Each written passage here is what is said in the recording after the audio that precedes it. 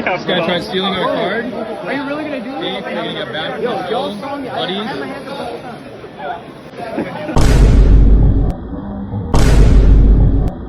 time. As the One Piece TCG continuously rises in popularity and demand, so does unfortunate situations such as robberies, thefts, and overall bad behavior. This is simply just what happens when you have a large amount of hype and demand in your hobby. The Pokemon community has been through this multiple times in the past. We already know what to expect. We already know how to prevent a lot of it.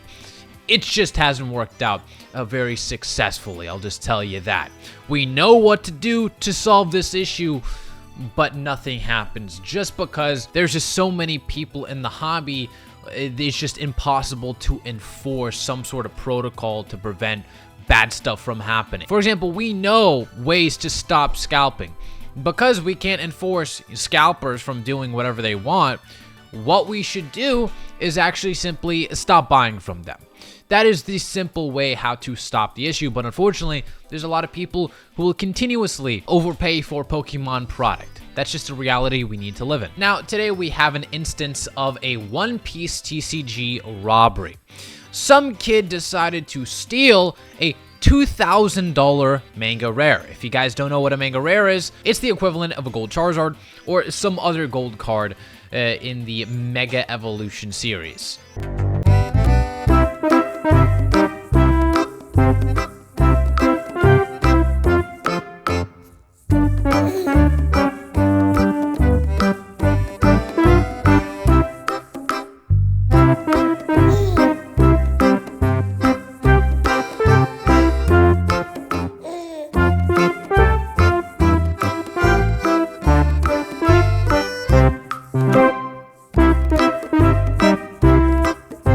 So this kid very clearly takes the $2,000 Manga Rare from the binder.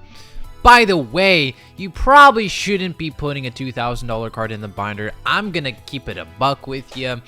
You should probably put it behind some glass. That is, I don't know. And listen, I'm not trying to victim blame here in any sort of way.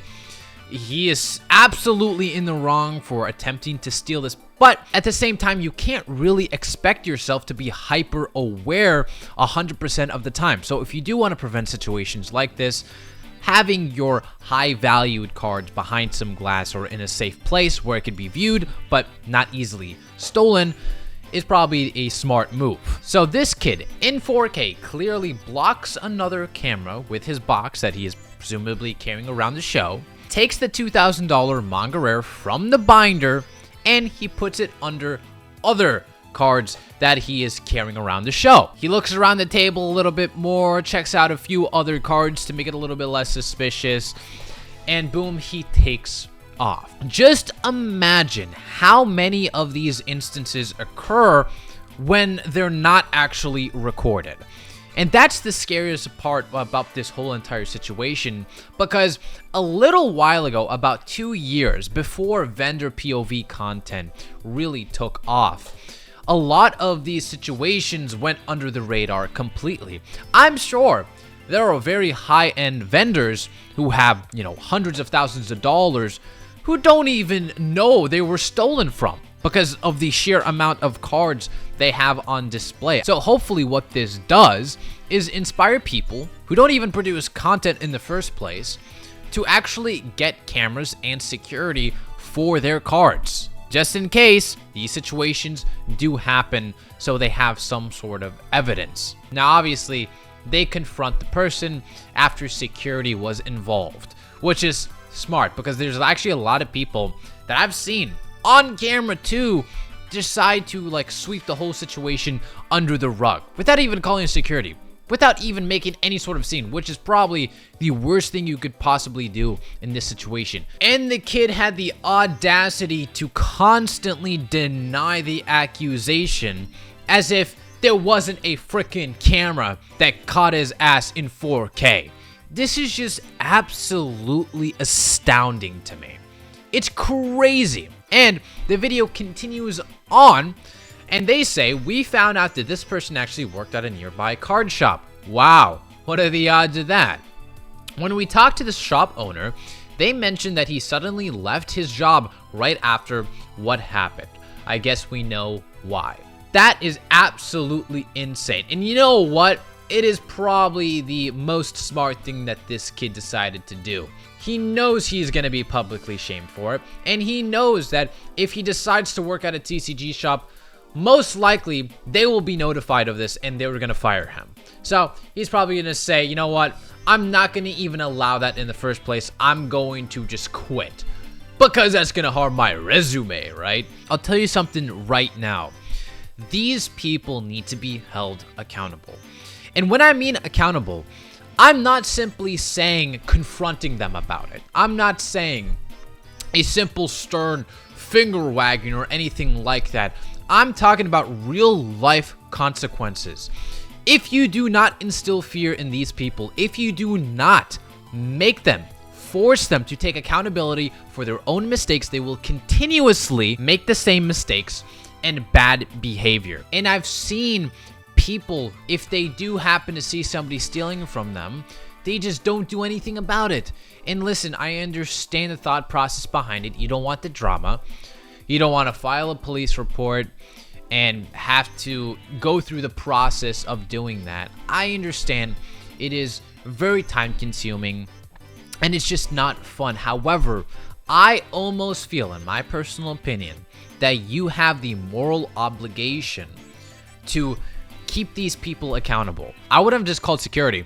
I would have called the freaking police, okay? That is the only way that these people learn. If you simply say, what you did was bad, kid, you can't be doing that. Don't you know the consequences of this? Don't you know that this is a big no bueno? That is not gonna cut it.